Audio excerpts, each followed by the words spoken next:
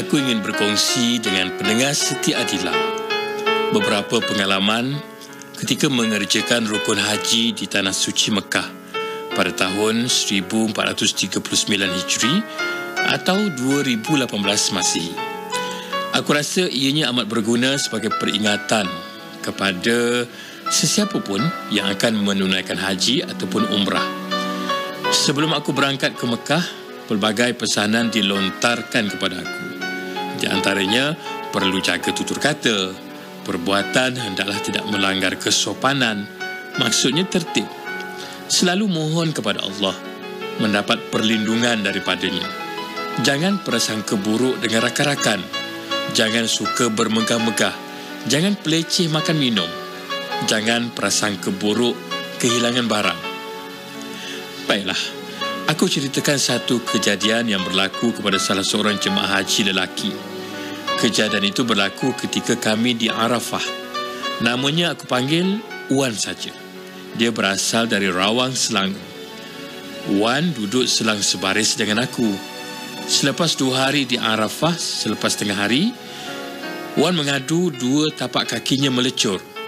Puncanya, Wan keluar nak ke tandas, tapi jenuh. Wan mencari kasut selipanya. Melilau Wan mencari, tak jumpa-jumpa. Sampai sudah, memang tak jumpalah tu. Sekaligus terdetik dalam hatinya, kasutnya memang hilang. Jadi Wan terus memijak marmar di lorong itu. Wah, memang panaslah. Wan terasa kepanasan di kedua tapak kakinya. Dia biarkan saja, langsung batal niatnya ke tandas.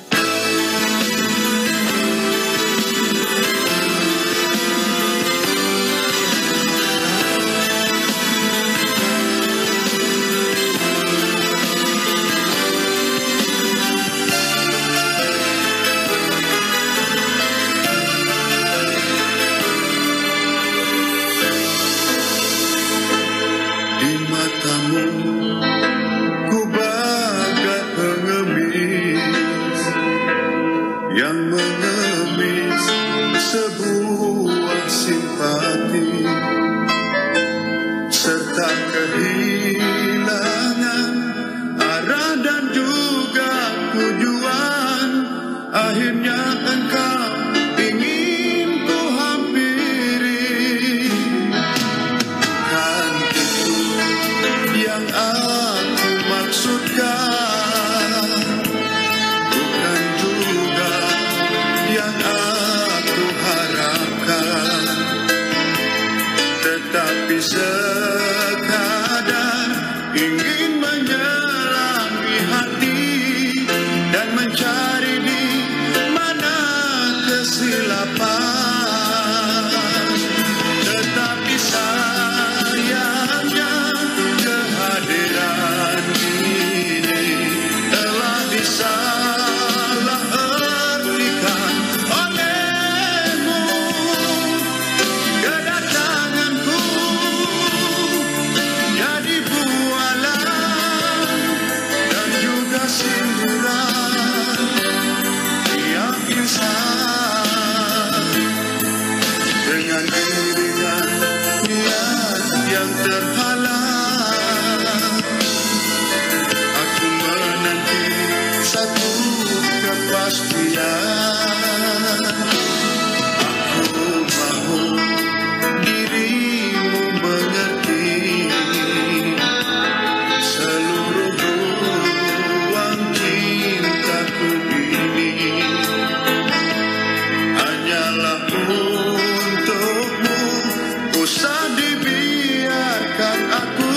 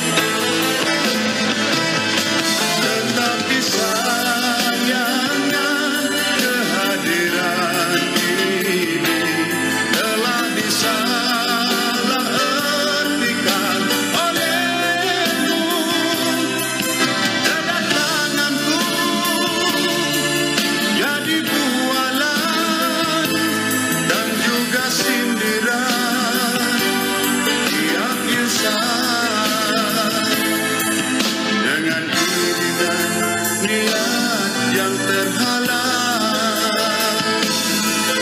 Aku menanti satu kepastian. Terimalah secebis harapan sebelum ku menemui hari yang bernama ajal. Biar terlepas segala niatku pendam selama hayatku.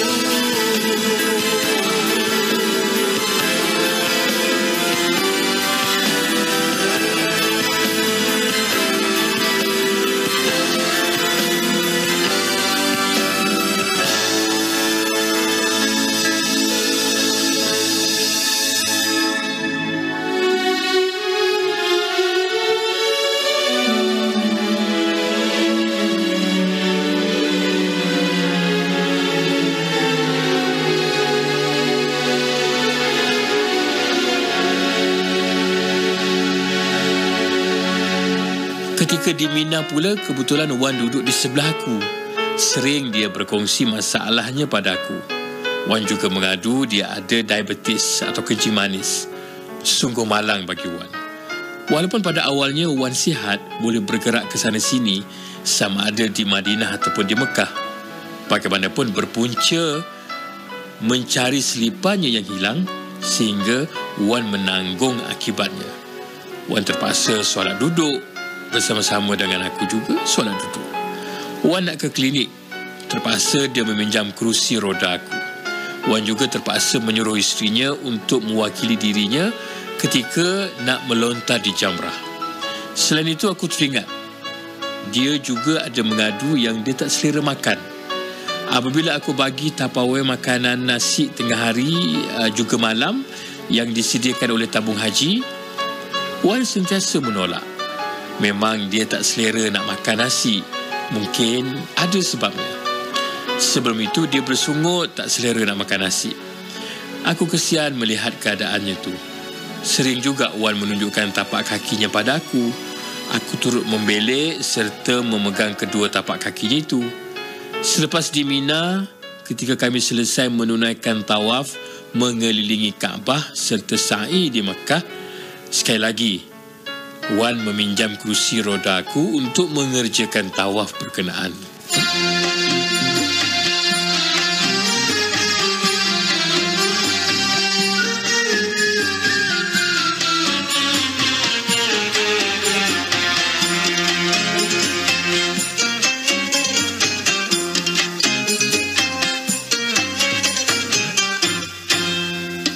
Mari berusaha sekuat tenaga, jangan putus asa.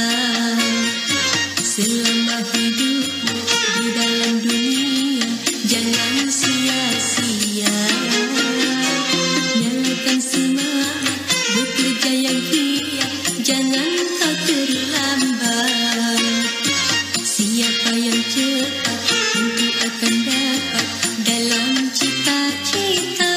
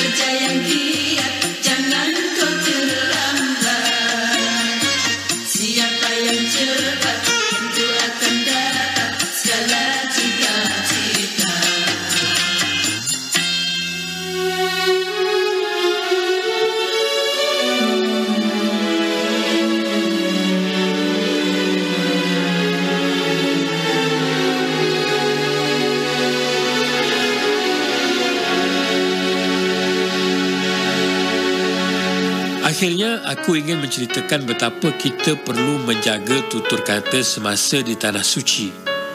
Maksudnya jangan terlalu celupa. Cerita lain pula begini. Dalam sebuah bilik yang menempatkan 4 jemaah hajah di Maktab 78 di Radwan Asy-Syuruq di Mekah, termasuk isteri aku sendiri, itu Fatimah. Menurut cerita isteri aku, salah seorang rakannya itu hajah dari Kelantan.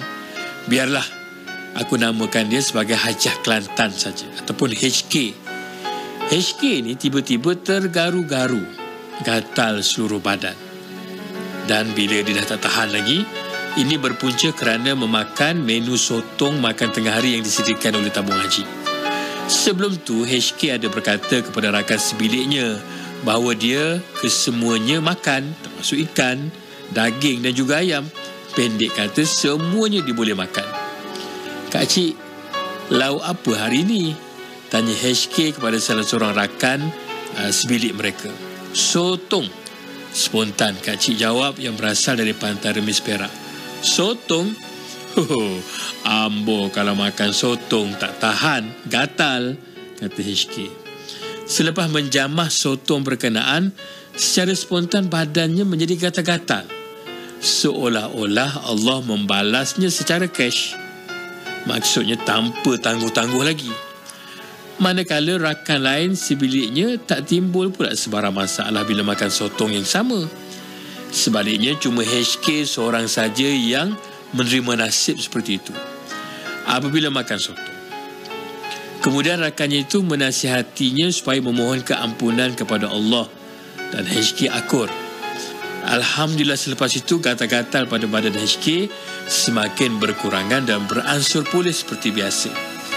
Di samping itu, aku teringat kata-kata Cikgu Sulaiman Mat Maliki, iaitu rakan sebilik dengan aku di maktab yang sama tadi. Katanya, Pak Long nampak berselera makan. Okey cikgu, sedap makan ni. Pak Long selera makan kat sini, jawab aku. Memang betul, aku berselera makan. Walaupun mi Maggi cawan, aku bantai semacam je.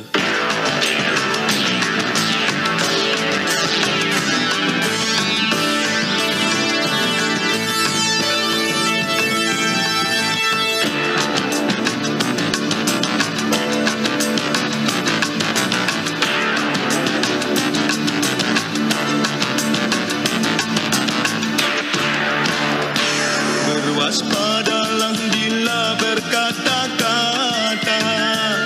lembut lidah terselip racun berbisa. Andaikan sudah terlanjur, ada hati kan tersinggung, kata maaf takkan lagi berkesan. Dalam pergaulan sehari-hari, jagalah gerak lidahmu hati-hati. Fikirkan akan akibat, boleh membawakan pada teman karib akan menjadi lawan.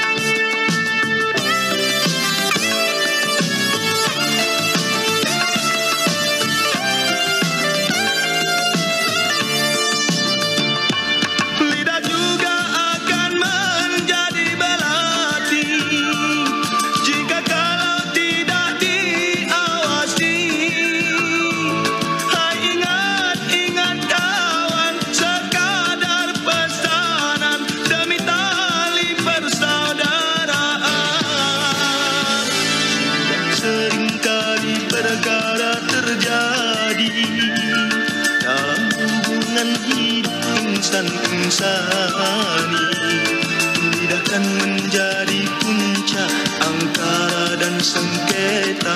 Dari itu mestilah jaga-jaga.